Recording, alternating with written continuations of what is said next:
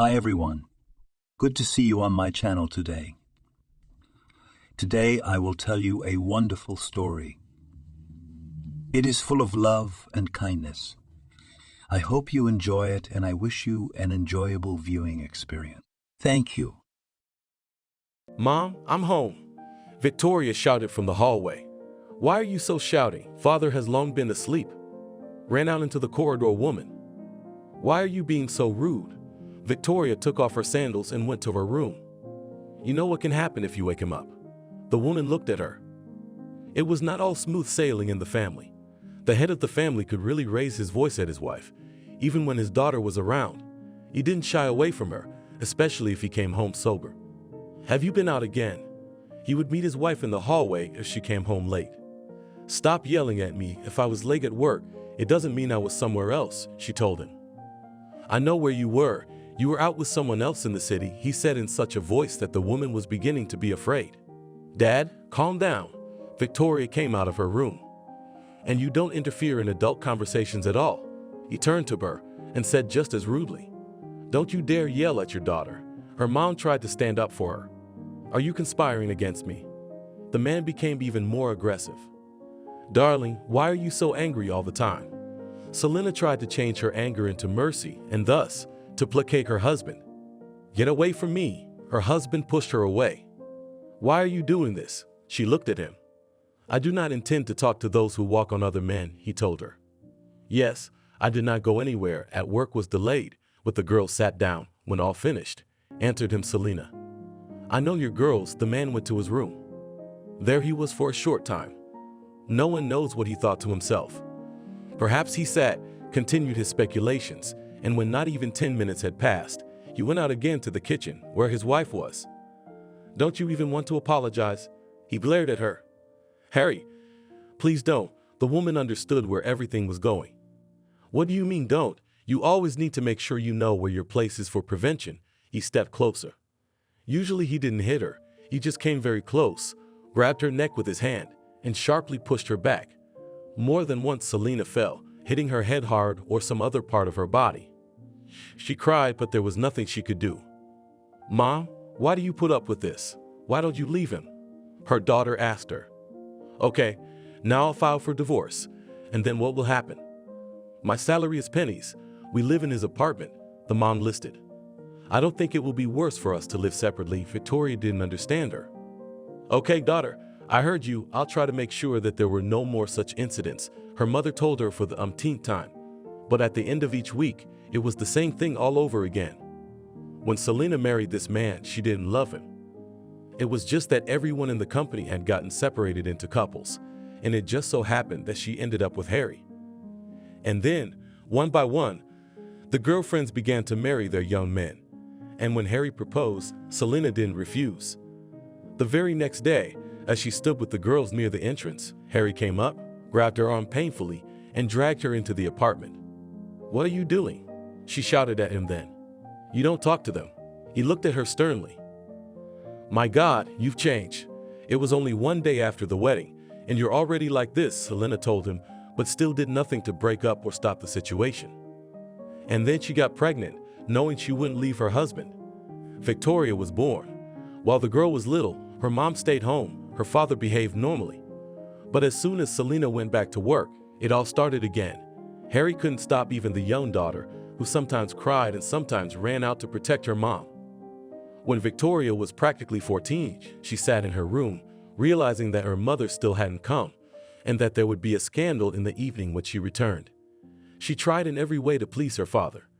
She offered him dinner, turned on the TV to the channel he wanted, ran to the kitchen, made him tea. But still, nothing worked. His mother came into the apartment and his father was sitting on the couch, his jowls running down his face, showing that he was angry. Harry, don't be mad. Selena came into the room. We were just sitting with the girls at work. As usual, he said, couldn't you have warned me? He didn't look at her, and he spoke because he was afraid you would start doing the irreparable again. Well, what do you have against my girlfriends? Selena didn't understand. You got married. That means I should be your friend, girlfriend, lover, and everything else. He stood up already from the couch. Daddy, please don't touch Mom, Victoria asked him. No one is asking you, He turned to her. The husband and wife went to the kitchen.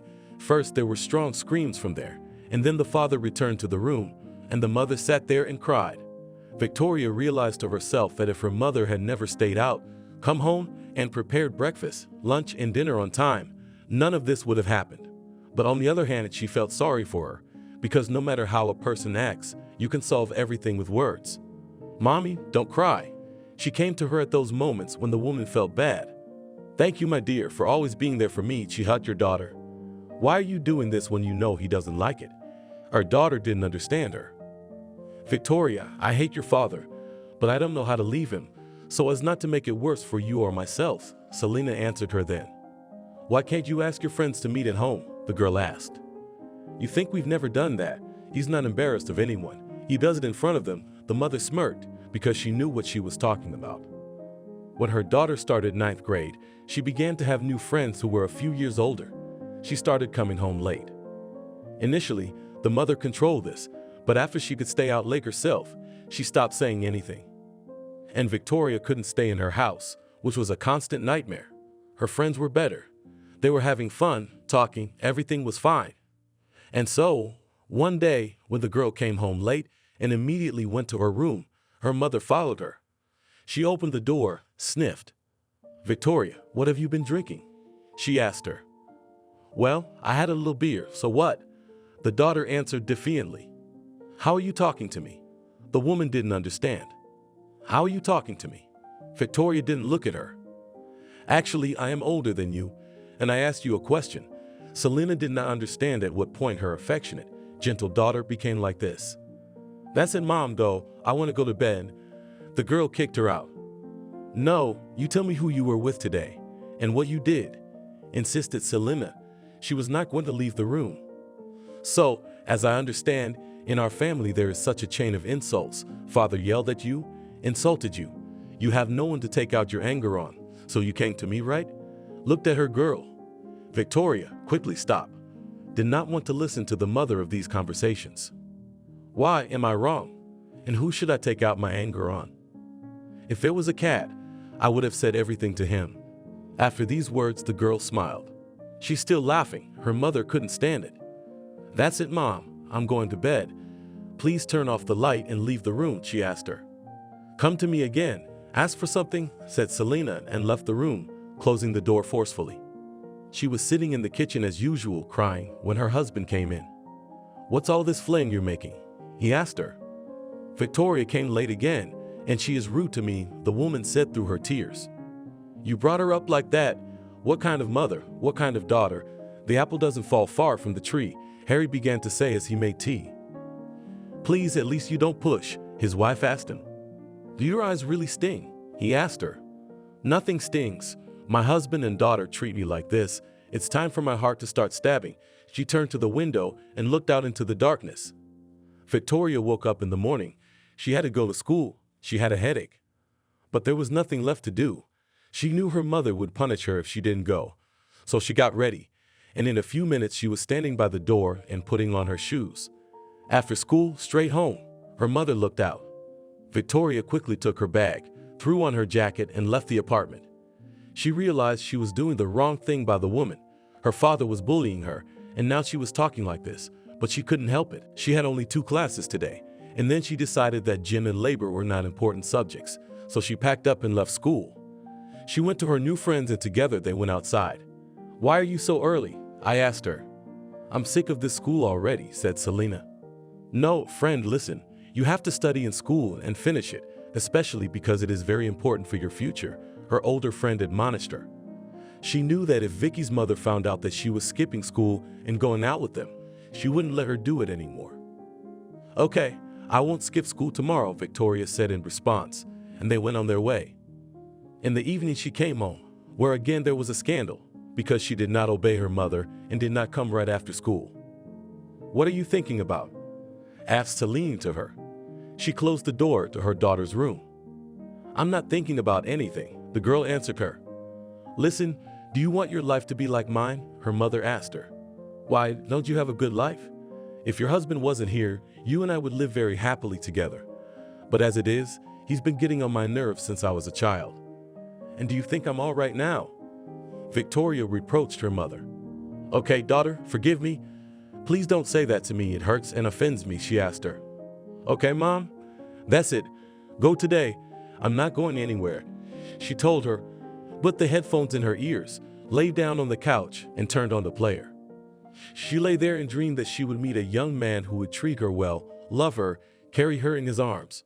And then they would get married, buy or build a big house, have a car, have 2 children whom she and her husband would love very much. Victoria dreamed. She closed her eyes and began to visualize it all. "Victoria, go for the phone," her mother poked her in the shoulder. "Mom, be careful," she told her. "I've already called you 10 times, mouthed the woman. "Hello," Victoria came to the phone. "Are you going out now?" Lucy asked her. "No, I'm not going anywhere today. I promised my mother," the girl told her. "All right, so today without you." Lucy hung up the phone. Victoria saw her mother standing in the hallway, listening to who she was talking to and what she was talking about. "Interested?" she asked her. "Very much so," Selena replied. Victoria went back to her room, lay down on the couch again, and indulged in her daydreams again. She dreamed that her chosen one was tall, strong, with blue eyes. She could see him directly in front of her. But right now, she had other things to think about. There was still half of the 9th grade ahead, then exams, and she hadn't decided whether she would study further or go somewhere else to enroll. Also, there were New Year's holidays ahead, which her friends wanted to celebrate. "Mom, will you let me go out on New Year's Eve until morning?" Victoria asked Selena. "If you promise me that everything will be okay," her mom told her. "Well, of course I promise," laughed the girl. She realized that you can promise one thing, but whether or not you will fulfill it is already unknown. "I believe you. If you behave well, then everyone else will treat you the same way," the woman told her. The New Year's Eve night really went well. They gathered at Lucy's house, sat at the table, then went to the disco. And already at 4 in the morning, the friends went home. "Oh, what are you doing home so early?" her mother greeted her. They also gathered at their apartment today, and some other guests were sitting at the table. "Mom, I'm so sleepy. Let me tell you everything tomorrow," Victoria said. Her eyes were already practically closed. She went to her room, lay down on the bed, and forced herself to get up to take off her dress and put on her pajamas. Her father continued to freak out. Her mother tried, but still no, she'd be late for work. Victoria was so fed up with it all that she decided that she would leave after the 9th grade, go to a neighboring city, and go to a financial college there. "Victoria, are you sure?" her mother asked her. She could not be more precise. She squinted at the room where her father was sitting. "Oh, well, I don't even know how to let you go. You're still so little," Selena told her. She was a little girl, she answered her daughter. When they arrived together with their mother to apply, it turned out that the entrance exams were not so difficult. They were given various methodical materials, and now, while the exams were still about a month away, Victoria decided that she had a lot of free time. She and her friends went to the river, relaxed, sunbathed, and discussed plans for the future. "Well, now we'll meet next summer, because I'll come on Saturday night and leave on Sunday at lunchtime," Victoria told Lucy and the others. "We'll meet anyway." They didn't despair. Just as the girl thought, she got in. There was nothing difficult about it. She checked into the dormitory and started studying. In the first year, they passed the program of the 10th, 11th grade and a few more special subjects. It was interesting, so the girl tried not to skip to study. At some point, she even thought that after graduating from college, she would go to a higher educational institution. Here, in an unfamiliar city, Victoria could not get used to it. She came from home by train, took a bus that went almost all the way to the dormitory, got off, and went to her apartment. "Hi, how are you?" A classmate met her at the entrance to the dormitory. "Hi, what are you doing here?" Victoria asked him. She knew he was local. Why did he come to the dormitory? "Here, I came to meet you," he said. You could see that the guy was embarrassed. "Well, I met him, and then what?" She laughed. It was clear that the young man liked the girl. "Maybe we should go for a walk. It's a day off." Mickey suggested it. "Oh, listen, I'm so tired from the road. Maybe some other time," she told him. "Well, okay." He shrugged and turned around to go back home or something. But at that moment, Victoria felt kind of sorry for him. He'd come to her on purpose, waiting for her, and she just blown him off. "Mickey, wait." She caught up with him. "What?" He turned around. I'll put my bags down and I'll come out to you, she told him. Victoria quickly went up to the floor, opened her room, put her bags there, and came out to the young man. They went to the local park where all the young people were gathering. It was going to be fun. Would you like some ice cream? The boy asked her. I wouldn't say no, she replied. After the guy bought everything, they went and sat on a bench. My friends should be here soon. I want you to meet them, said Mickey to Victoria. What? I thought it was just you and me, she turned to him. Well, we can meet them and then leave, he told her. Okay, the girl agreed. And indeed, after a while, a small group of people approached them. There were a few guys and some girls. Everyone was talking about something, laughing, joking. Hi, they approached the couple. Victoria, meet my friends. He introduced them all to her. Nice to meet you, she smiled. So are you coming with us, or are you going out alone today? Asked the young man, whose name was Billy. He was Mickey's best friend. Probably we'll do it by ourselves today. The young man didn't want anyone to disturb him on the first day, because today was the event that would determine the future. There was no way he was going to fall foul of the girl. You have good friends, Victoria said when they left them. I know it myself. The young man was still shy. So tell me, Victoria wanted to know when it happened, that he liked her and everything else. What's there to tell? Mickey didn't understand. You came here for a reason, so you care about me. Victoria dared, realizing that she was now spiritually stronger than the young man. Well, yes, I really liked you the first time we came to the group. I immediately paid attention to you, he admitted to her. I'm flattered, though she didn't like the guy, but she thought that with him she could just go out, be friends, spend evenings, but no more. But Victoria didn't want to admit it to him yet. They continued to study. Now Mickey was helping the girl in everything. If she needed to write a paper or something else, he was sure to prompt her and do everything for her. Do you want me to introduce you to your parents? Mickey asked her once. You know, probably not, she told him, even though she didn't want to offend him. All right, well, no, he wasn't pushy. It was time for the first session. It flew by like a dream. Then vacations, New Year's vacations. Victoria went home. She was already thinking about what she would tell Mickey if he wanted to go with her, but he didn't even ask about it. The girl had packed up then, and now she was back in the company of her old girlfriends. So tell me, how's it going and what's up? Lucy wanted to know everything about her. It's okay. At first, she wanted to tell about the fact that she started dating a guy, but then she thought that it was not love, but just friendship. At the end of her sophomore year, she didn't want to torment Mickey anymore. Before they left for summer vacation, they went for a walk, and Victoria decided to have a serious conversation. Mickey, I need to talk to you, she told him. What about? He didn't understand.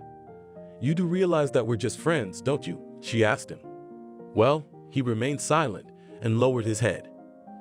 I wanted to find out directly, so that you don't think that we are dating or something else, the girl said.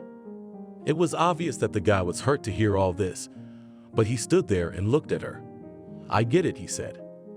Please don't be offended. You are a very good friend and I love you as a friend. I am ready to communicate with you and everything else, but love with you and me will not work out, she told him. Mickey just shook his head. He understood everything. She left. Victoria spent the whole summer at home. Mickey never called, never came, never did anything. Victoria could only hope he didn't resent her. The third year passed quickly. They studied until New Year's Eve. After that, they had an introduction to practice, then preparation for exams, practice itself. And now they were getting ready to hand in their final papers. Are you scared? Mickey came up to Victoria. I don't know, there's some excitement, but I wouldn't say much. She confessed honestly. Just 3 months ago, the young man came to her again, and they made up and talked about everything. Now their friendship had begun again. No matter how worried and scared the guys were, they passed everything. The graduation was in a few days. Well, let's get together and decide where we will celebrate, said the head of the group. I propose to go to a recreation center. It's very nice there. There are small houses where you can even spend the night, said one of the guys. Well, everyone agrees? Looked at them. All the guys agreed, so now all that was left was to throw money together and decide what they would have on the menu. It was decided that the girls would take the collected money, buy food, something to cook, something left to cook in nature. And so, the long-awaited day came. First, everyone stood on the ruler, listened to the solemn speeches, they were congratulated, and then the guys, as planned, went to the recreation center. They were there in a small amount of time, took the cabin that was intended for them. Everyone quickly went to their places. The boys went to fire up the brazier, the girls began to cut fruits and vegetables, someone was printing out ready-made dishes. Everyone was busy. When everything was already prepared, the table was set, the young people sat down and began to celebrate the end of their next stage in life. Well, guys, to everyone getting ahead in life, someone stood up and made a toast. Everyone supported him. Now the guys were just sitting around eating and drinking. It was a lot of fun. Someone brought a guitar, music was playing, the girls started singing along. The guys kept up with them. Nobody regretted coming here today. At some point, the girls decided to go swimming. "What are you girls?" The guys told them, because it was already night and they were scared for them. "You cowards." They laughed at them, but nobody paid attention to it. They just laughed. No matter what happened now, it was just funny. The girls came to the water. They were already in bathing suits. It was only necessary to take off a light dress. And when they did, they went into the water and started splashing around. How warm the water is! Someone shouted at first. It was all right. They just splashed and splashed. "Shall we swim to the other shore?" Victoria called out to the girls. "What are you doing? It's so far away." "I won't swim," said one, followed by another and so on. "Well, don't swim," as if the girl took offense at them. She turned toward the opposite shore and swam on. "Victoria, don't do anything stupid," someone shouted after her, but the girl didn't hear them. When she had already swum quite a lot and was further than the middle, she felt a pain in her leg. She realized that her leg was cramped and there was nothing she could do now. Victoria began to choke. How to call for help, for some reason, became embarrassing. She had already said goodbye to her life when she felt someone's strong arms pick her up. Then they dragged her after them, and after a while they both found themselves on the shore. The girl was exhausted. She couldn't stand up and breathe normally. She couldn't do anything at all. "What are you, stupid, who goes swimming at this time, and even alone?" began to reprimand the young man who had just saved her. Victoria was silent. She couldn't think or talk or think about anything right now. He picked her up in his arms and carried her. Victoria looked into his face. She saw his big blue eyes framed by black lashes. He might not be how she had imagined him, but he was her prince. They kept going somewhere. Victoria didn't care where he was taking her, as long as she could look at him now. At some point he opened the doors and they entered the cabin. The young man put Victoria in the seat. She realized that this was not the house where her friends had gathered. It was here on the base, only her friends weren't here. Can you talk or not?" The young man looked at her. "Yes," she coughed a little. "Tell me, what's your name? Why did you go into the water?" The lifeguard started to ask her. "My name is Victoria. I do not know why. We with the girls decided to swim, and when I swam to the other side, I felt that my leg twisted," she began to tell him. "Oh, you're silly. My name is Anthony." He smiled and sat down next to her. "Nice to meet you," she smiled. She really enjoyed meeting this young man. Victoria sat in the cabin for a while and then asked Anthony if he could walk her to where her friends were. When they got there, Anthony wagged his finger at them all and said that he did not approve of a man being left alone on the water. "What if I hadn't been there?" he told them. "Victoria." Everyone looked at her, and indeed, now everyone was getting frightened. What would have happened if indeed he had not been there? They said goodbye warmly. Victoria didn't want to part with him, but there was nothing to do. And now she wanted to get home as soon as possible so she wouldn't think about the situation that had happened to her anymore. When she was home, she thought for a long time how she could find this young man and in general where to look for him. She went home, but the thought of him still tormented the girl. "Victoria, why are you sitting in your room for so many days, not going anywhere?" her mother asked her.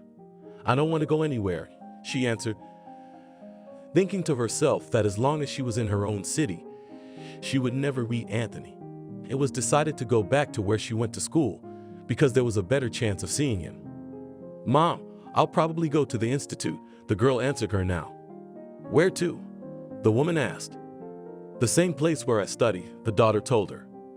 And from that moment, she began to collect documents and prepare. "To be honest, I am very happy for you," her mother told her. "Why?" replied the girl.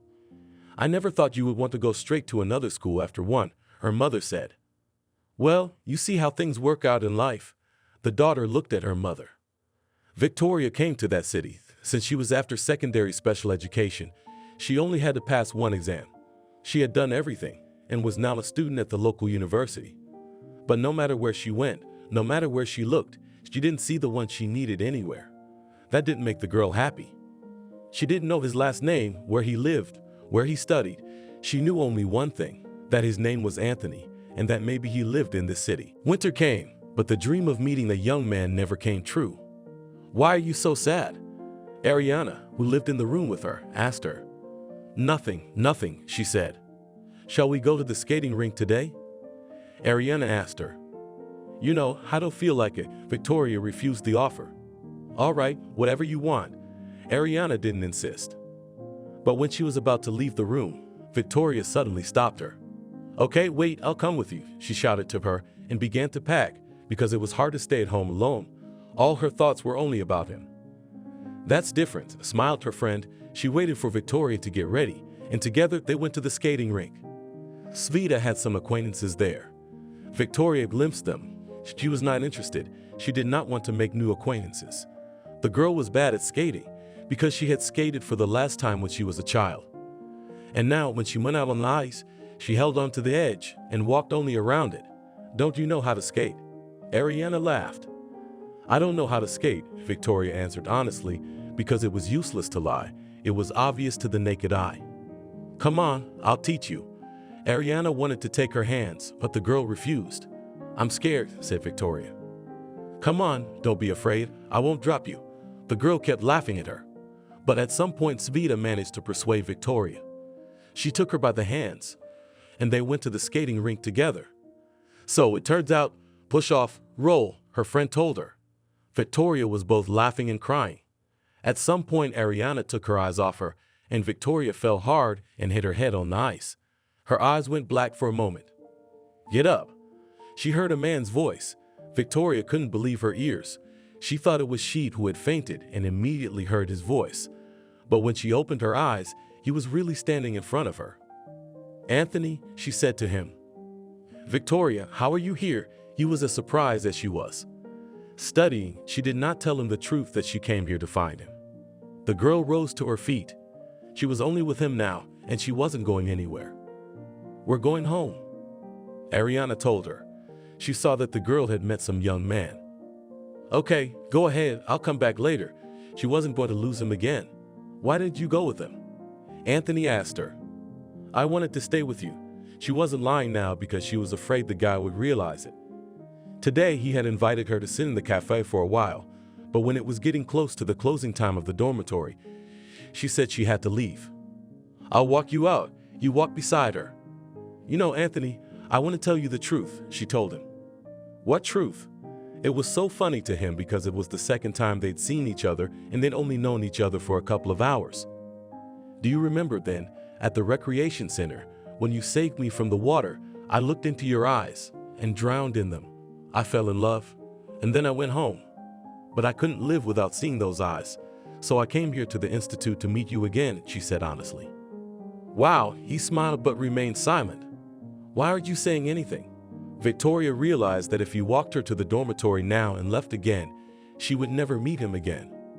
"What should I say?" They stopped at the entrance to the building. "Maybe you and I can meet again." She said this in one exhalation because she was very shy. "I don't mind," Anthony replied. After that, Victoria came into the room. She lay down on the bed, put her hands behind her head, and closed her eyes. "Who was that?" Ariana asked her. "That's my future husband," Victoria answered her. "I thought you just met him today." The neighbor was surprised. "No, not today. But they saw each other only twice when they met, and today, at the skating rink, Victoria didn't open her eyes because she was afraid she would lose that feeling of tenderness, of sympathy, of everything else. She and Ariana never spoke again. Victoria wanted to go to bed quickly so she could go to school tomorrow, and afterward, put on a pretty dress and meet Anthony. Everything went quickly. And now Victoria in the dormitory, she changed her clothes and went out on watch. Although the young man was not there yet, but she knew that he would definitely come. The doors creaked open, and the one she was waiting for walked in. "Hi." She stood up to meet him. "Oh, what are you doing here?" He smiled at her. "Waiting for you," she replied. After that, they went for a walk around the city. He told and showed her different things about the city. In the evening, they went to a cafe to have a little snack. "Do you believe it can be like this?" she asked him. They sat down next to each other, and Victoria did not take her eyes off the young man. "When you told me yesterday that you fell in love with me, that you liked me, I looked at you with completely different eyes. I'm older than you," he told her. "So what? Who cares? The years don't matter." In her heart, she was so happy to have this young man by her side. "Well, then I offer you my hand. If you trust me and put yours in it, I will take all the responsibility for you, and we will never part again," the young man told her. Victoria didn't hesitate to put her hand in his palm. He squeezed it and smiled. Today, when he walked her to the dormitory, he leaned over and kissed her gently on the cheek. "I'll wait for you tomorrow," she told him. "And I will definitely come to you," he answered her. After that, Victoria went in, went through the watch, went up to her floor. Inside was such tenderness, such sweetness, that she did not want to talk to anyone, so as not to spill this happiness of hers. They met every day. He met her near the institute. After that, they'd go for a walk, and then Anthony would walk her home. "Victoria, move in with me," he said to her one day. "Why, I couldn't," she replied, and at that moment, she decided that she would transfer to a distance learning program. If before she had only thought about it then, if things with Anthony will be serious, she did not want to run to classes every day and think about it. "Va, I should probably go to my parents, tell them all about it. How are you?" she told him. "Yes, of course, I do not mind, go," was agreed by the young man. After that, on Friday, she asked him not to go with her because it was unknown how his mother and father would behave. Anthony agreed. He stayed home, and Victoria went to her parents' house. "Mom, Dad, hi." She walked in the house. "Victoria, hi." Mom came out into the hallway. "Why did you warn me?" "Who needs you to warn you?" Immediately heard her father's exclamation from the room. "Mom, I'm only for one day. I need to talk to you," the girl mouthed. They went to the kitchen. Mom quickly set the table. They sat down and started talking. "Well, what did you want to talk about?" sat the mother on the chair opposite. "Recently I met a young man. After that we met again in the city where I study, began to be friends, and now he called me to live together," said the girl. "Who is this young man? Why didn't he come with you?" The woman wondered. "I don't know. I wanted to talk to you alone," she answered.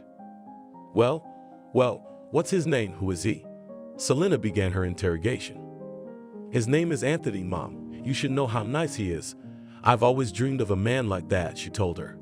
"How old is he?" the woman asked. 30, Victoria told her. "What are you doing? He's practically 10 years older than you." Her mom was surprised. "What difference does it make?" Victoria didn't understand why everyone was talking about that age. "What do you mean? Who cares? He's a grown man, and you're still a girl." Her mother was worried about her daughter. "I still don't understand. What's the big deal?" Victoria looked at her. She didn't think that she would be against their relationship at all. "No, I don't want you to date that man," her mother said as if she was putting a stop to their conversation. "Mom, I didn't come to ask you if you want to or not, if you're against it or for it. I came to put you in front of the fact that Anthony invited me to live with him, and now I will not live in the dormitory, but with him." Victoria already realized that once her mother had decided for herself, so she would not change her mind. "So my opinion doesn't matter to you at all?" The woman started to get angry. "If I didn't care about your opinion, I wouldn't have come here today. I would have just moved in with him and that's it, and you would have found out after the fact." Victoria also started to get annoyed. "I'm against it. It's my last word." The woman stood up from the table. "How can you say that? You haven't even seen him once?" The girl was surprised. "I don't even need to see him. I just need to know how old he is. Why did he choose you? That he doesn't have any girls of the same age?" "That's it, Ma. I don't want to talk anymore." Victoria stood up too. She hadn't yet had time to unpack her bag that she had come with, and now she just picked it up and went into the hallway to get out of here. "Where are you going?" her mother asked her. "I'm going back. I still have time for the last bus," her daughter told her and started to put on her shoes. "Oh, so that's it." The mother got into a pose. "Yes, that's right," Victoria replied calmly. She didn't understand why her mother was so against it.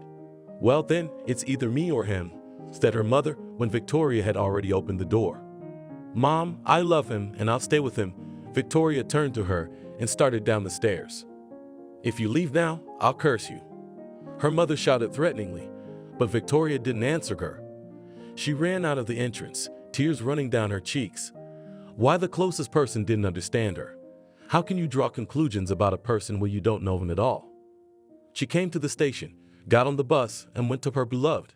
All the way she thought that it would be difficult not to communicate with her mother, but she would be with him, with her beloved. When she was at the station, she did not hesitate to get on the bus to the house where Anthony lived. She got off at the stop and headed toward him. Victoria knocked on the door. A few seconds later, the door opened. "Victoria?" Anthony was surprised. "Hi, I'm sorry it's not tomorrow, but..."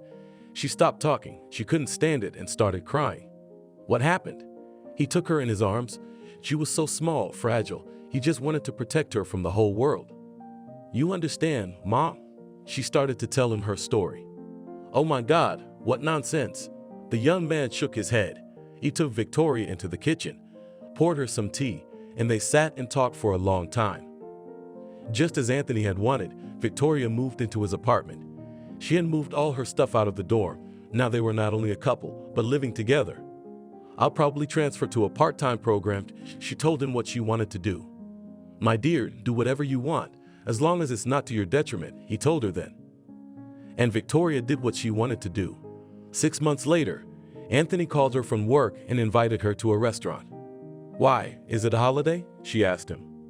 "Why a holiday right away? Just what? I cannot please my future wife," he told her on the phone.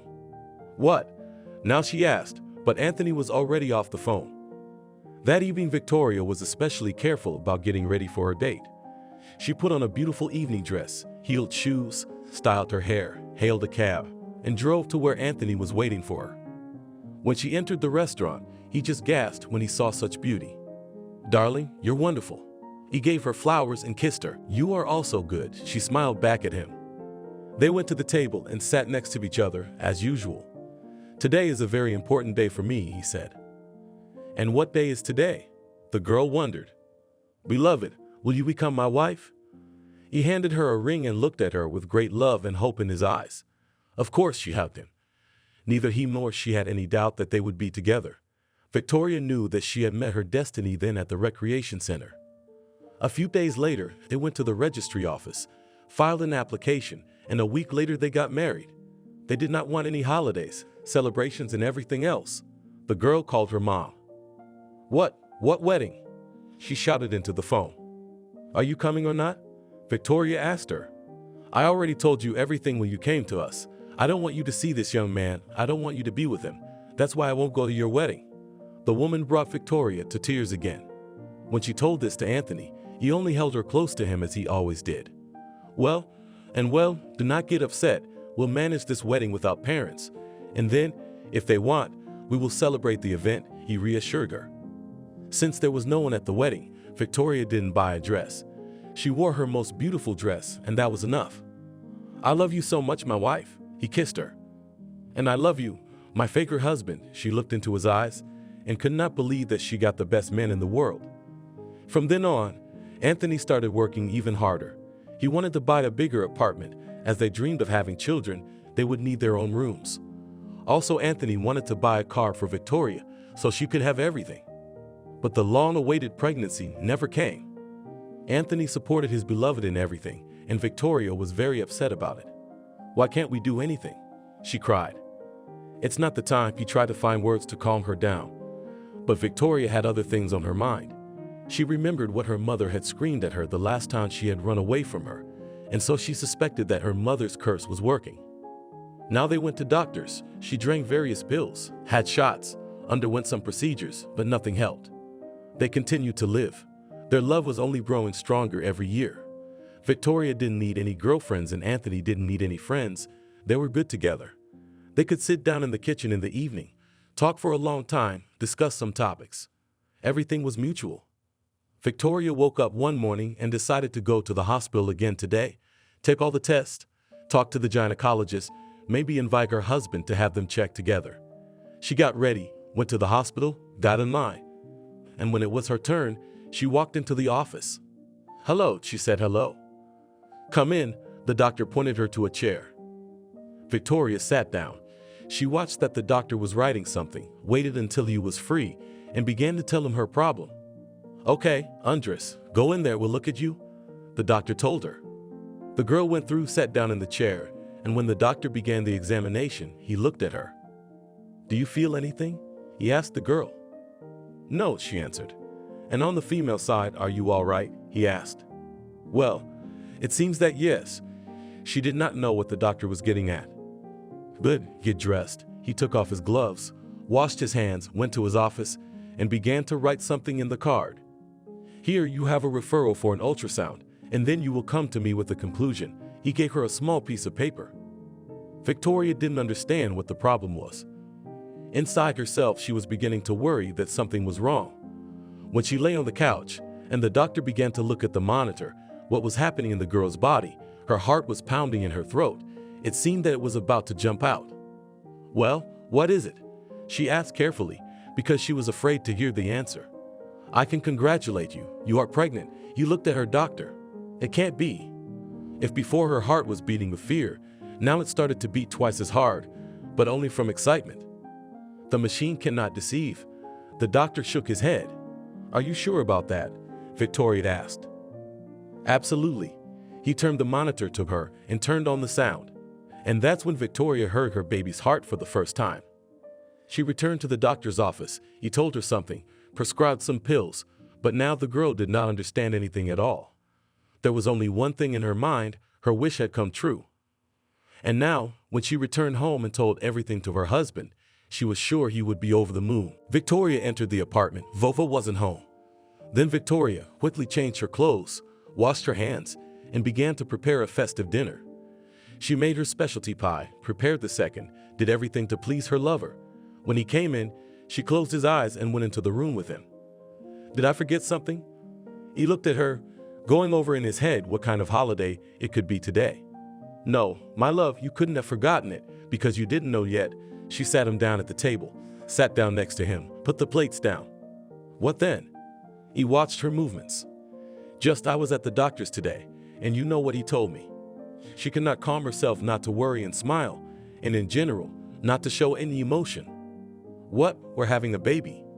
He looked at her hopefully. "How did you guess?" Victoria didn't understand. "According to your emotions, it cannot be mistaken that it is so, because it is your cherished wish," he told her. "Yes, it really is. And now I want only one thing, that we have a healthy baby, and then I will be completely happy." She pressed against him. Every day now, Anthony made her healthy breakfast every day, freshies in the morning.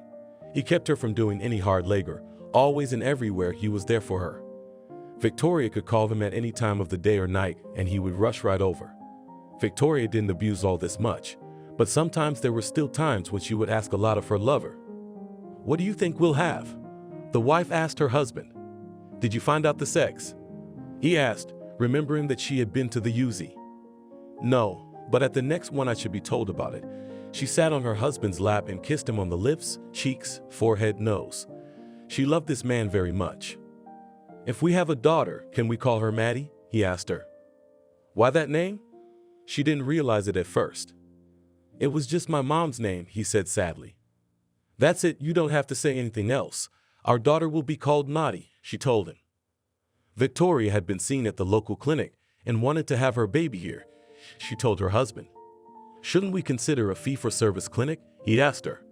"What's the difference? They all studied at the same institute, just someone began to work in the budget organization, and someone in the commercial," smiled back at him wife. "I still insist that our child was born in a paid clinic," said her husband to Victoria. "Well, okay, I agree with you, but I don't see any difference," she answered him. Anthony was glad Victoria was agreeing with him because he wanted to do everything, only the best for her. He knew that many women had various whims during pregnancy, but no matter how many times he asked Victoria, she wanted nothing out of the ordinary. His wife cooked for him just like before and ate everything her husband ate, and he wanted so badly to do something to make her say he was the best in the world.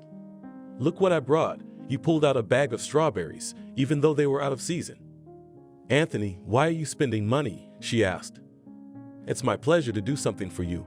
He wanted her to ask and he would fulfill everything. But Victoria only wanted one thing, to have him by her side and nothing else. "I'm always here for you, love," he kissed her. Everything was going very well. The doctor said the labor would go perfectly, there would be no complications. And Anthony and Victoria believed it. When there was not much time left before the birth, the doctors advised them to go to the hospital for a little observation. Victoria didn't mind at all. She herself said that it was better to be insured than to have something happen later. Everything was fine here. She hadn't been in bed long when it started at night. First her lower abdomen ached and then her water broke. Victoria didn't understand why no one would come to her, so she went on her own. When one of the doctors saw the woman, she grabbed her head, quickly took her by the hand, laid her on the couch, and attached various apparatuses. Time passed, but the uterus did not open. Then it was decided to perform an emergency cesarean section. Doctors moved Victoria to a gurney. They took her to the operating room. Everything was ready. The operation began. The time passed by minutes. The doctors were in a hurry, but at some point, something went wrong. The baby had already been removed, but the mother was bleeding. The doctors did everything possible to save Victoria, but they failed to do so. The happy father was preparing for the fact that soon he would go to get his girls, take them away from the maternity hospital, and then their life would be completely different. He couldn't sleep for a long time. He kept thinking about it, as suddenly, in the middle of the night, the phone rang. "Hello," he picked up the phone. The number was unfamiliar, and he thought it was Victoria, who couldn't get to her own phone and dialed from someone else's. He held his breath and waited to hear what he would be told. "Anthony, hello," he heard a man's voice. "Hello," the man replied. "You need to come to the hospital right away," he heard. "Okay, I'll be there in a few minutes." The man's hands shook. He didn't know what to think. Quickly, he got dressed, grabbed his papers, and walked down to the driveway. He got in his car and drove off. What was going through his mind? But he tried not to think about the worst, as he promised he would. It was only a few minutes later, and he was already at the hospital. He took off up the stairs in 2 strides, went inside, found the doctor who had called him, went into his office, stood and watched in silence. "Anthony, I'm sorry, we couldn't save your wife," the doctor told him quietly. "What do you mean we couldn't save her? What happened to her?" The man began to shout. "During the operation, she started bleeding heavily, and there was nothing we could do about it," the medic told him. "I don't understand anything. A couple of days ago, you said that she was fine, that the labor would be easy. What happened now?" The man didn't understand. "These things happen." The doctor still wasn't looking at him. "I don't understand anything." Anthony squatted down. He didn't know what to do or what to say. He understood only one thing: his beloved was gone. "You have to accept it," the medic said quietly. "And the daughter?" He raised his eyes to the doctor. "She's fine. She's in the pediatric ward." He heard the answer to his question. What to do now? Who to blame? The man did not know. Of course, he would deal with the situation, but right now he needed to think about his daughter. But as soon as he started to think about it, then immediately bad thoughts came into his head. Anthony thought if there hadn't been that baby, Victoria would still be alive. They'd be living together now, and everything would be fine. "Anthony, where are you going?" The doctor saw the man leaving the office, but he didn't answer him. He just walked out and went down the corridor to the exit. A girl who worked here as a nurse caught up with him. "Are you going to leave the baby here?" she shouted. "I have to think about it," he said quietly and left. The whole hospital was worried about this little girl. What would happen to her? How she would live on? The mother had died. The father was gone. Anthony took his wife's body. Now he had to bury her. At some point, he received a call from the very doctor he had spoken to who had informed him of his wife's death. "Anthony, do you realize that you are being unreasonable? The girl is perfectly healthy. She needs her parents. Why are you doing this to her?" He told him. "Call her grandmother," Anthony said quietly and dictated Selena's number. "Got it," said the doctor slowly. He was in agreement. The grandmother can take the child. And within seconds of calling the man, he was dialing her number. Selena, when she heard the phone ringing, walked over, picked up the receiver. The woman couldn't even imagine what she was about to hear. "Hello, Selena," she heard. "Hello," she said hello back.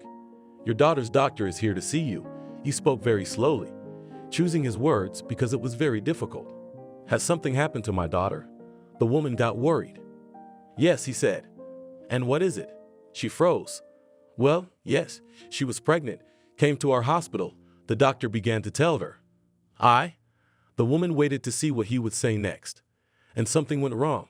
We saved the child, but we failed to save the mother. He told her and stopped talking, waiting for an answer. I don't know what you're talking about. I don't understand. She got nervous. Yes, the child we saved, and your daughter is no longer alive. It was very difficult to say, but necessary. And the child's father, clarified Celine. He came when he heard the news. He just walked out of the office and left. Then he took your daughter's body and never came back. The doctor had nothing more to say. He said goodbye and hung up. Selena was standing in the hallway. Her hands were down. She was pale. What's wrong? Her husband came out of the room. Harry, Victoria's gone. She turned to him. I mean, no, she's been gone for a long time. You had a fight with her, he said. I was the one who cursed her, Selena said, tears rolling from her eyes. Selena, what are you doing? Her husband poked her in the shoulder. How can you not understand? She's gone. She died. She had a baby. She couldn't be saved, the wife explained to her husband. Oh, even so, he almost sat down. Yeah, what did you think? Selena felt very bad, but she realized that she had to go and pick up her granddaughter from the maternity hospital. She did not wait, went to the train station, bought tickets, and immediately went to the neighboring town. Before picking up the girl from the maternity hospital, she found out the address where Anthony and Victoria lived and went there. When she knocked on the door, it was opened by her brother-in-law, who was insane. What are you doing? She started yelling at him from the door, even though it was the first time she'd ever seen him. Selena, calm down. He called her that because sometimes Victoria called her mom Selena. How can you calm down? Have you buried my daughter yet? She asked him. Yes, today, he said. Why don't you, such a dog, take your daughter? The mother-in-law was indignant. I hate her. Victoria died because of her. He looked at the woman with bloodshot eyes. Don't talk nonsense. How could she kill her? It was an accident or a medical error or something, screamed Selena on the platform. That's it. You can't bring Victoria back. The girl's name is Maddie. If you'll take her, I'd appreciate it. He just closed the door in her face. That's it. Selena made a fist. She had gone to the maternity hospital to sort things out and pick up her granddaughter. There was some paperwork to be done, but it wasn't a big problem. When everything was done, Selena decided to go to Anthony's again. First of all, the girl needed something to feed and clothe her, and secondly, she needed a stroller, a crib, and everything else. She wanted her father to be the one to provide the funds for it all. Is that you again? He opened the door, and Selena thought he looked even drunker now. Okay, dear son-in-law, I don't know anything, but I can't provide for the girl, so you'll have to do it all, she told him. A bundle was in her hands. Selena hoped that he would see the baby and his heart would flutter. But Anthony went into the apartment. He was gone for a while. Then he returned and handed the woman an impressive envelope. Here, money, there should be enough for everything, he told her. It was indeed a large sum. He was saving up for a trip so that when the little girl was a little older, they could all go on vacation together. Well, thank you for that. The mother-in-law looked angrily at him, but did not say anything, biting her tongue, remembering what she had said to her daughter the last time and what had come out of it. Now Anthony disappeared every day at the cemetery. He sat by his wife's grave, lying by his wife's grave, and all the time drinking to numb the grief and forget. Anthony talked to her, begged her to come back, begged her, promised her would do anything to get her back. And from the beginning, he still went to work. After that, he forgot about it. At first, the boss made some concessions, understood that he had grief, and did not say anything. Then one day, his patience broke. Now Anthony was also out of work.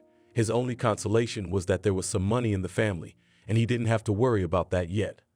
One night, he went to the closet to get some money, to go to the store, and to remember his wife again, but there was nothing there. It became clear that the money had run out, and now, if he didn't get a job, there would be nowhere to get it. To get a job, you have to quit drinking first. Hey, hello, he called his old buddy. Hey, what's up? You've come to your senses? He asked him. Can't you lend me some money? Anthony couldn't go without going to the store in the evening. Anthony, for the last time I give you, you can even give me nothing. Just please come out of this state. Everything in life happens, but everything passes, his friend told him. Today, the man bought less than usual. He came home, sat down at the table, poured himself a drink. For some reason, he didn't feel like drinking anymore. He got to bed. The tears were choking him, so he let them flow. After crying, the man fell into a dream. Tonight, he dreamt of Victoria. She was as beautiful as she was in life. He looked at her, smiled, and held out his arms to her. "Anthony, what are you doing? You love me so much. Why did you abandon our daughter now?" She said to him. "I can't, I hate her, she killed you," cried Volodya in his sleep. "What are you saying? Nobody killed anybody. If you don't get out of your drunkenness, get a job and take Madi to your place, you will betray me and the memory of me," she told him. Anthony opened his eyes. He was staring at the ceiling and couldn't realize where he was. When he realized he was in his apartment, he remembered what he had dreamed today. Anthony pulled himself together and headed to the cemetery. He did not care that the time was still short, that it was still early morning. He wanted to see her, his beloved. The man came to the grave, fell on his knees. "My dear, I will do everything as you said. From today, I will give up everything. I will get a job, and our daughter will live with me," he promised her. The man sat on the bench a little longer, then got up and went home. All day today, he had been coming to his senses. When he went to the mirror, he saw how he had lost weight, had grown fat, his eyes sunken in, and was not like his old self at all. "Madi, wait for me, I'll be there soon," he said to his reflection in the mirror.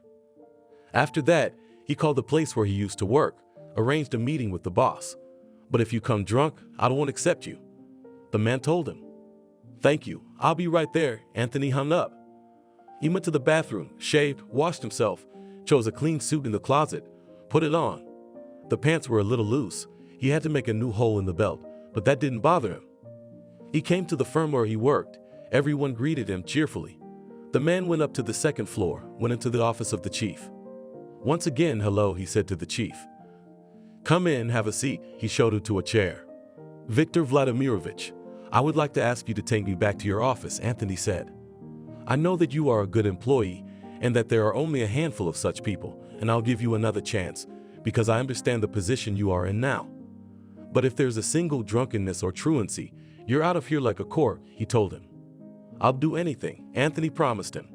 "But take into account, now you will not get to the place where you worked. You will have to start all over again," Viktor Vladimirovich told him, put a piece of paper in front of him, and made him write an application. Anthony was satisfied that he had succeeded. He returned home, did some cleaning, threw out everything that could remind him of the life he had led for the last year and a half, and went to work the next day. His co-workers welcomed him. They too were glad he had come to his senses. It was hard, but the man tried. A little more than half a year passed when Anthony realized that he had already firmly established himself in this firm. He was even promoted once. He had saved up some money, and now he could go and get his daughter. He drove to the city where Victoria lived, found the right address, entered the entrance, went up to the floor, knocked on the apartment. "You?" stunned Selena. "Hello," he nodded his head at her. "And what do you want?" She didn't want to say hello to him or talk to him at all. "Grandma, who's there?" A little girl came up to her. She was very similar to Victoria, but only her eyes were like her father's. "Daughter, hello." Anthony squatted down to be the same height as her. "Who are you?" She looked at him. "My name is Anthony. I'm your daddy," he told her. "Ah, come on, stop messing with the girl's head." She pushed her son-in-law away from her granddaughter. "Selena, I'm sorry, I do not know how you by patronymic can I pass, and we with you quietly talk," he said to her. "Come in, but keep in mind that I have a husband at home, and if it starts something wrong, you'll know what a pound of flesh," she told him. The man entered the apartment and they went into the kitchen. Selena poured tea for herself and him. He met Anthony. They shook hands and there was silence in the kitchen now. "Well, what did you want to say? Speak." Selena looked at him. "I've come to pick up my daughter," he answered her without any preamble. "What? You said you hated her." The woman was surprised. "I dreamed about Victoria and told me everything. I'd do anything for her. And today when I saw Madi, I realized that this is really my daughter." Anthony cried. The woman even felt a little sorry for him. "No, don't even think. I won't give my granddaughter to you." She shook her head. "We will come to you. You can come to us." "Well, please, let's sort things out amicably," he asked her. "On good, you say? And what if I do not give? What will be bad?" asked the former mother-in-law. I can sue that this is my daughter, and you do not give her to me. Anthony raised his eyes at her. Oh, and if I say there that you abandoned her in the maternity hospital and I had to pick her up and raise her all in the meantime? Spoke the woman. Selena, let's not fight, okay? You saw it? Right away I can't give her to you, because the little girl doesn't understand who and what you are yet. She's already started kindergarten. So you either stay here, rent an apartment and come every day, take her to daycare for a walk, something else. And when the baby gets used to you, only then I'll give her to you. The woman set conditions. Okay, I agreed to everything, but I can't stay in this town. Let it be difficult for me, but I will come almost every day and do everything as you said. He was grateful to the woman that she made concessions to him. It's a deal. Selena turned away from him. He said goodbye to Madi today, promising her he'd come again. The girl did not react to the man in any way. As Anthony promised, he continued to work, getting good money. In the morning, he could not take the girl to kindergarten, but in the evening, he could pick her up. And on weekends, they would just walk around the city or in the yard and talk. Are you really my daddy? She asked him. Yes, I am, he answered. He brought Zoya a picture of Victoria with him. It was their wedding. Anthony showed it, telling her what their mom was like, what she did, how she lived. Beautiful, said Mady, and can I have that picture for myself? Of course you can. He gave it to the girl. From that moment, there was some kind of contact between them, and in 6 months, Anthony took the girl to his place. Bye, my dear, my grandmother said goodbye to her. Will you come to us? Her granddaughter asked her. Of course I will. She kissed her and put her in the car. Anthony was glad that he had done his wife's will, and when they first came to this town, he took his daughter by the hand, and they went to the cemetery where Victoria was buried. Here lies your mother. She has gone to heaven and looks at you from there and helps you in everything, he told her. Daddy, will you love me? The little girl looked at him. She could not get used to the fact that she was not with her grandmother, but with a man who told her that he was her father. Come on, honey, he hugged her. I love you very much. I'm sorry I left you with your grandmother. It was just so hard for me. I couldn't do anything else. Anthony cried. Tonight they came home and he dreamed about Victoria again. She walked over to him, smiled, fixed his hair like she always did, and then looked into his eyes. You're doing great, she whispered, and then she was gone. He woke up in the middle of the night, realizing that it was as if she had completed the mission she was supposed to complete. Now that his daughter was with him, her soul was simply at peace. Whatever her father had done to make Mady believe that he loved her, he had promised himself that he would do everything for her just as he had done for his wife before. But though the little girl talked to him, accepted him, it was still as if she was shy or afraid. This made Anthony very uneasy. As time went on, they went to Selena's house every weekend. The girl socialized with her grandparents. Sometimes Anthony could just leave her there for the weekend. The woman came to their town often now too, and when her son-in-law didn't have time, she could stay with her granddaughter. Who would have thought that when my daughter told me about you, I had such a bad opinion of you? And now I will go almost every month to visit you, she often said. Altogether, they also went to the cemetery, sat there for long periods of time talking. Selena apologized to her daughter very often. Hello, Selena, Anthony called her one day. Is something wrong? She asked him right away. No, have you forgotten the big day coming up? He asked. Why? The woman was silent, as if remembering what was going to happen. Still a grandmother, he grinned at her. Oh me, I forgot, right? Madi's first anniversary, she said. And indeed, the next weekend was the little girl's birthday. She was turning 5. Her father had planned a lot of activities. He hired an animator. Everything was to take place in the park. Children from the kindergarten, grandparents were invited, and of course Anthony himself was also there. Daddy, will there be clowns? His daughter whispered to him when everyone was just getting ready. Now you'll see everything. It's a surprise, he told her. Hurry up, she rejoiced. What had started, it was really a lot of fun. There were clowns and other roly-poly puppets, and they made the children laugh.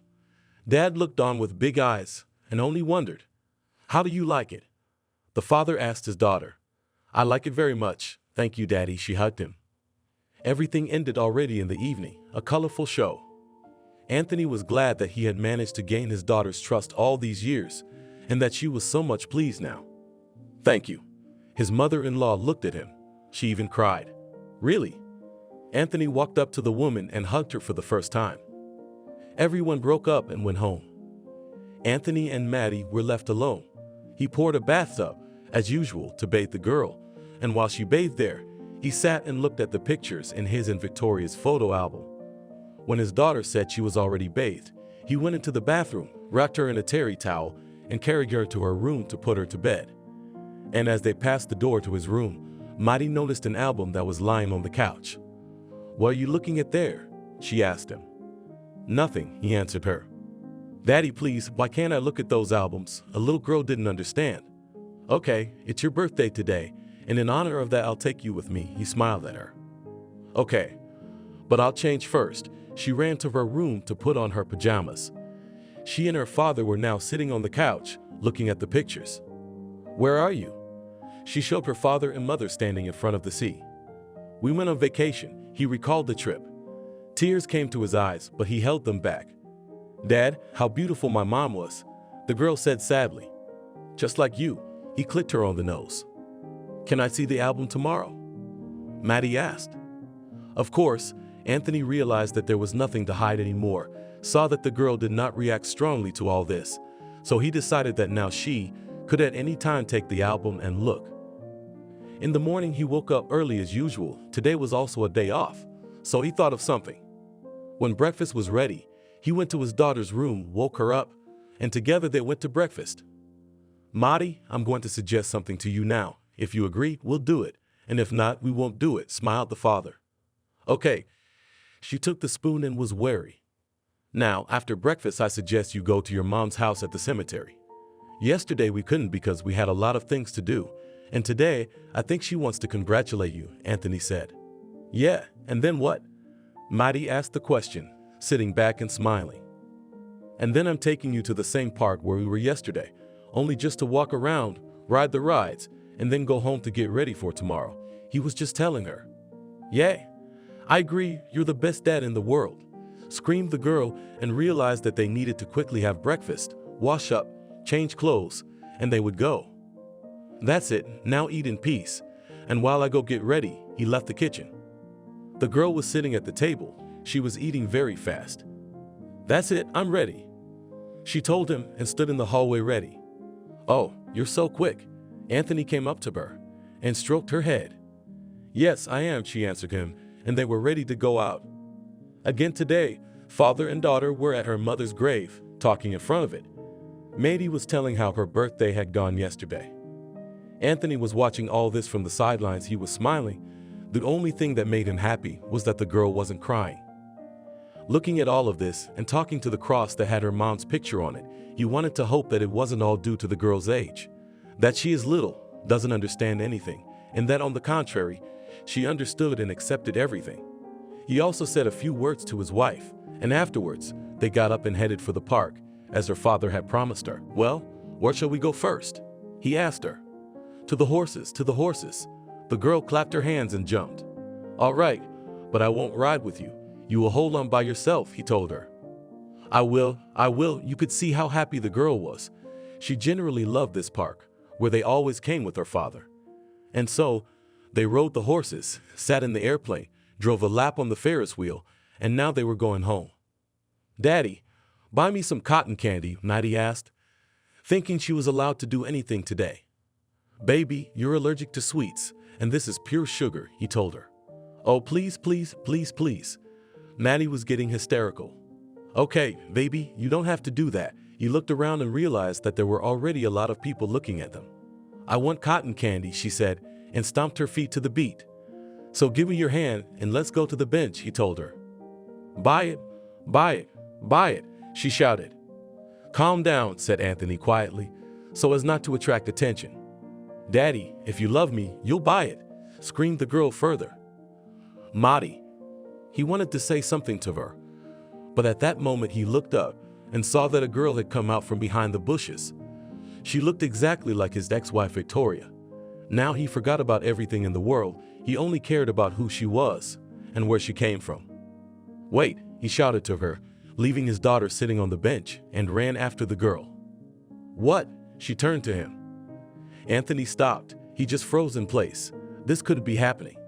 His Victoria was standing in front of him. Mai, who had just been hysterical, was looking at her too, and just silent. "Victoria?" asked Anthony to the stranger. "No, Lucy," she said and smiled. "There's no such thing," Anthony told her and fell silent. "What do you mean?" She looked at the man and the girl and didn't realize what she had done wrong that they ran after her. "I'm sorry, I didn't introduce myself. My name is Anthony." He held out his hand to her.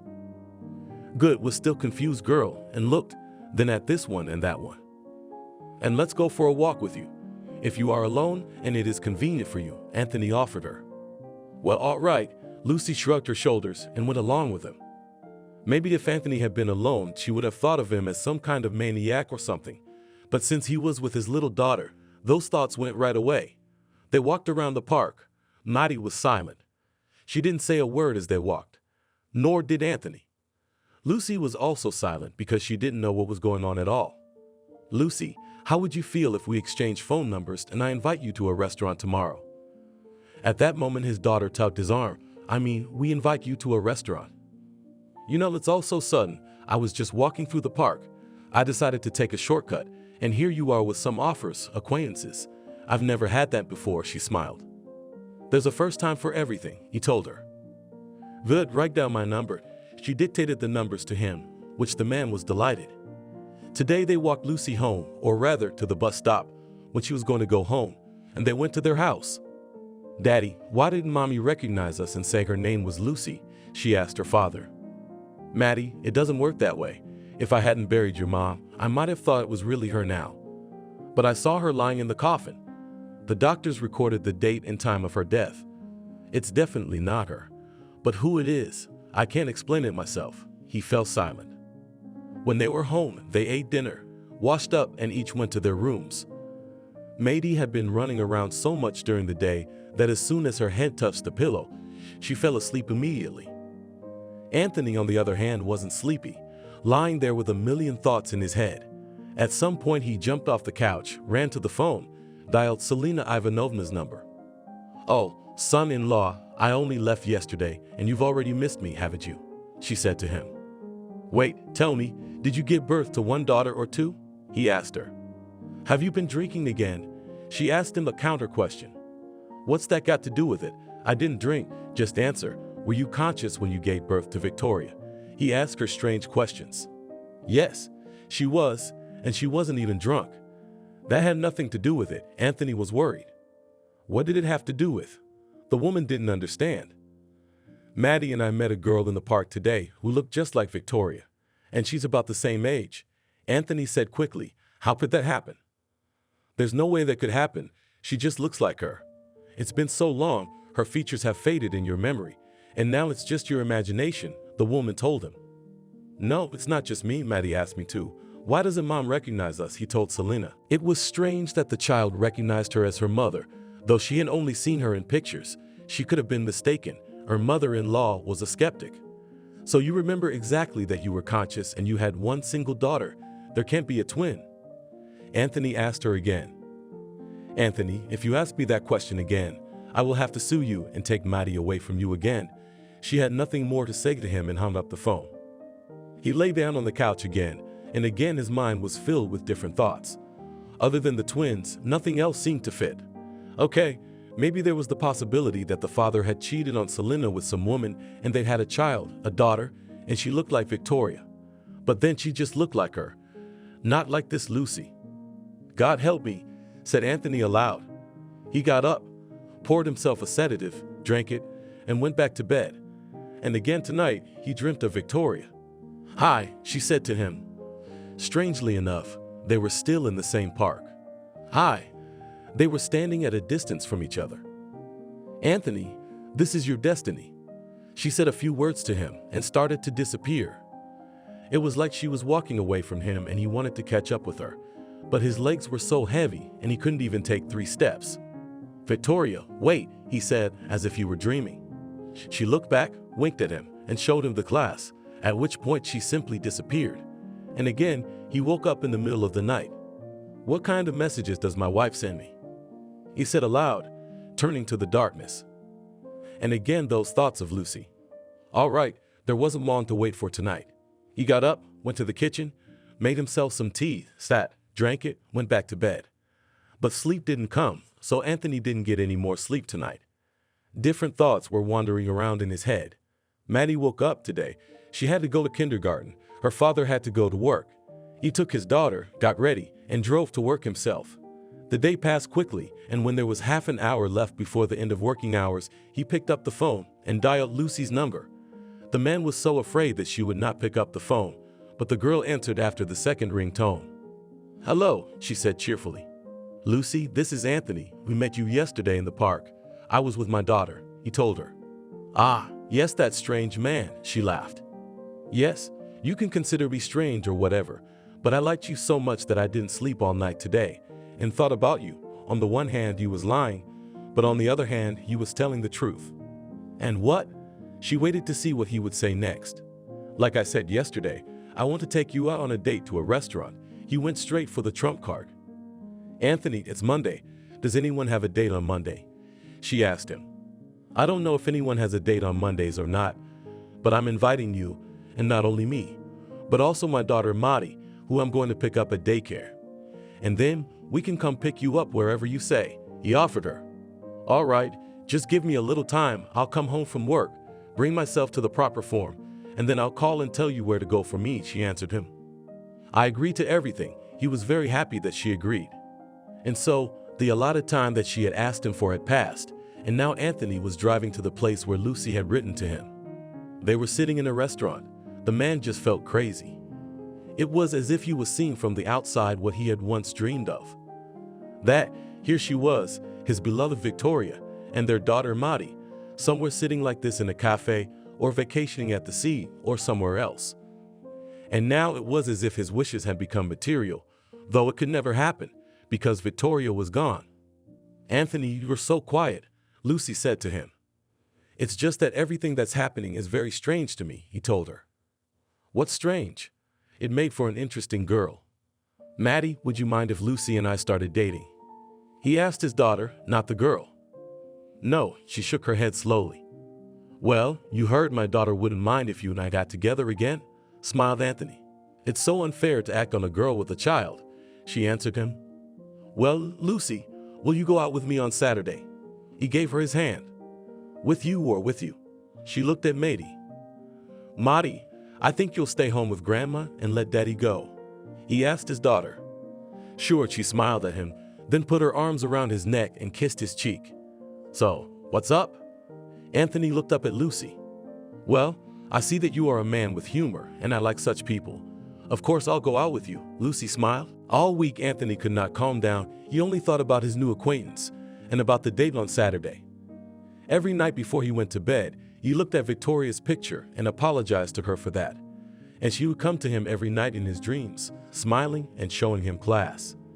Anthony realized that his wife approved of his choice, but at the same time he realized that he had not chosen Lucy, but his Victoria.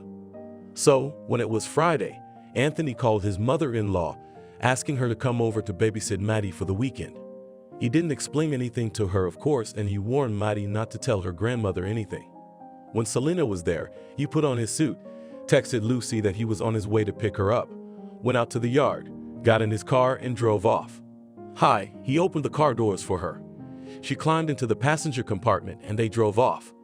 "You act like you've known me for a million years," Lucy told him. "It's just you look a lot like someone I know, and it's like I've known you all this time," he told her honestly, but didn't say specifically. "I see," she smiled. That evening they had a wonderful time. First they went to the movies, then walked the streets, went to a small cafe that was open 24 hours a day. Anthony got home in the morning. "Well, what a meeting you've had," his mother-in-law said to him. "Selena, don't worry, I will take you away tomorrow by car," he answered her. Everything, now he realized that Lucy had taken over his mind completely. He thought only about her, talked only about her, saw that Maddie also asked him to call her, then to visit her, then something else. Anthony was very afraid to admit to the girl that he didn't really like her, but someone she looked like. But he believed that a few more meetings with her, he would get used to her flighty character and everything else. They were seeing each other almost every weekend now, but they could also go out for a little evening walk during the week. Maddie was almost always there for them, and she wanted to be near this woman too. "Lucy, come and visit us tonight," Anthony said to her. "What's wrong?" she asked him. The girl had long ago fallen head over heels in love with this young man. He was so courteous, complimented her, gave her flowers. She didn't even know men like that existed. "No, it's just that Maddie and I want to cook dinner for you and treat you," he told her cheerfully. "Okay," she agreed. Tonight, Anthony, along with his daughter, had a very special evening. They had never hosted anyone at their home before, except the grandparents. They were now standing in the kitchen. The man was slicing potatoes. Maddie was adding gravy. Then he soaked the chicken meat to make it along with the potatoes in the oven. It was just like a family. And then at some point, the doorbell rang. "Daddy, can I open the door?" Maddie asked him. Of course, he knew it was Lucy. No one else could. The girl went into the apartment. Today, they didn't set up in the kitchen, but set up in the room, because it was almost a holiday. And when Lucy went in there, she immediately wanted to help set the table. No, you're a guest tonight, so come into the room. Now, Maddie, and I will get everything set up," Anthony said. Lucy went into the room. She was looking at how everything was arranged, and at some point her eyes fell on a picture that was on the nightstand with the picture down. She went over and picked it up. At that moment, Anthony entered the room. He saw that Lucy was in a daze. "I'm sorry, I put the picture down so no one would see it," he told her. "It's Victoria." She turned to him. "Yes, I know," he told her. "That's my wife, Maddie's mother, who died 5 years ago." At that moment, he stopped talking to catch his breath, because when he remembered his wife, he could never speak calmly. "I understand everything now," Lucy smiled. She sat down on the couch and pressed the picture of Victoria to her chest. "Will you tell me about it?" he asked her. "Got any wine?" Lucy turned to him. Now he went to the kitchen, took out the bottle of wine he had prepared for tonight, poured it into 2 glasses, put it on the table. "I don't think the little girl should hear this story yet," she asked, thus leading Maddie away to her room. Only Anthony got up from the couch as the girl smiled at him, put her hands forward, and said that she understood everything and retreated to her room. "The story is sad. Don't you want to remember it?" Anthony asked, just in case. "Now I understand when they say that the earth is round and everything else," Lucy told him. "All right, tell me." He saw that the girl was in tune. "Though sad, though funny, but since it happened, I have to tell it to you." She looked at Victoria's picture again and smiled. "I'm listening carefully then," Anthony told her. "Victoria and I studied in the same parallel. You have no idea how beautiful she was," Lucy smiled. "You have no idea how I imagine," Anthony told her and hugged her. So she didn't look him in the eyes. It was easier to tell the story. All the boys at school loved her, and all the girls were jealous of her beauty, and she didn't realize what she looked like. "Is that it?" Anthony asked. "No, we had already graduated from high school. I entered the institute, and for my birthday, my parents decided to give me a present and take me to the sea. We went by car. My dad was so excited. He said we would stop everywhere, take pictures, although my mom and I didn't care about that. We imagined that we would have to spend a couple of nights sitting. And then at some point, we were almost approaching Krasnodar Krai as a big car came from nowhere on the road. Something must have happened, because it went on the opposite side of the road. No matter how hard my father tried to steer, he couldn't, and there was a terrible accident." Lucy stopped talking. She put her head down and she cried. "You don't have to tell me if you don't want to." Anthony stopped her again. "Yes, wait a minute. If I don't tell you, you'll never know about it," sobbed Lucy back, and he waited for her to continue. "I'm sorry." He put his finger to his lips. "My mother and father died on the spot, and I was squeezed between the seats and the glass. My face was all cut up. I was a mess. I don't know how long I was unconscious. I woke up in the hospital. My face was covered with bandages. Then the surgeon told me that of course they could sew me up and reshape me, but I would look like Frankenstein, and in another case, I could go abroad to a specialized plastic surgery clinic and make such a face as I wanted." She raised her eyes to him, stopped talking, and watched whether he would understand or not. "So you?" Anthony realized and was very surprised by it. It was only now that he thought about it. But then smiled. "Who would want to make a face like your classmates?" "Yeah," the doctors laughed at the time. They said that many people submit photos of famous movie stars, stage performers, and other people, and I a simple photo of my classmate. And lo and behold, she smiled. Anthony was happy about it and started kissing her. He wanted to do it for a long time, but he hadn't dared. And now the man realized that everything was ready. The other day he went to a jewelry store, bought a ring there. And now he wanted to propose to the most beloved and beautiful girl in the world. "Will you marry me?" he asked her. "What?" She laughed. "Seriously," he asked again. "But if you take me as Victoria, then no, and if you take me as Lucy, then yes," she answered him. "I like your character, I like the way you act, and the fact that you look like Victoria is just a plus, a bonus, so to speak," he told her. Until a few months ago, Anthony could say with certainty that he would never, ever be with anyone else. He loved Victoria with a pure love and would never be able to betray her. But now, it was hard to believe, but she was with him again. He realized it was Lucy.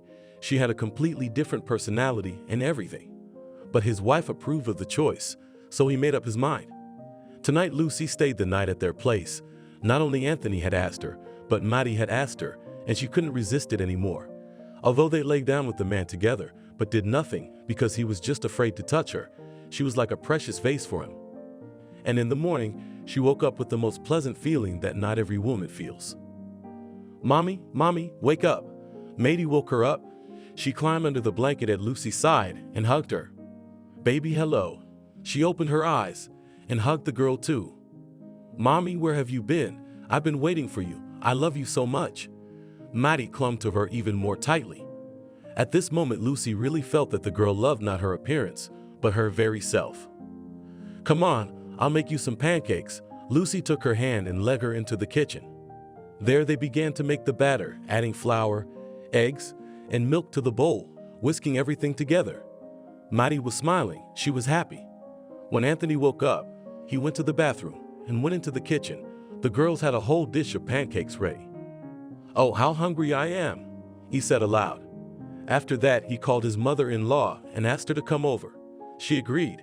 He met her at the train station. "Selena," he started to tell her when she got into the car. "What again?" She was always afraid when he started talking like that. "We're coming to our house now. Please don't faint." "What's there?" She didn't understand. "You'll see for yourself." He didn't want to rush things. They arrived, went into the apartment, and when the mother saw Lucy, yes, she saw that the resemblance was not perfect, but, "Honey," Selena hugged her. "Please forgive me," apologized Lucy for stealing her daughter's looks. "No, don't apologize. Let him love you for your character. But Zorka knows you are her mother, and I will come every weekend now and see my daughter here." She cried again. After that, they all packed up and went to the cemetery. Maddie talked to her mom again, who was there, but she believed she had been reborn and had come to see them again. She was already talking about her in no past tense, but in the present. Anthony thanked his wife to himself, for she was showing him in a dream that this was his destiny, and his mother nestled against the monument. She only asked for forgiveness.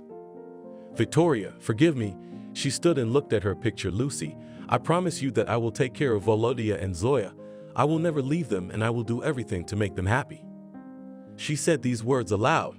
After that, they all walked out of the cemetery and knew that daughter, wife, mother, and friend approved of everything they had just said. Thank you for watching this video to the end. Subscribe to the channel. Like it, write comments if you like the story, and see you on the channel.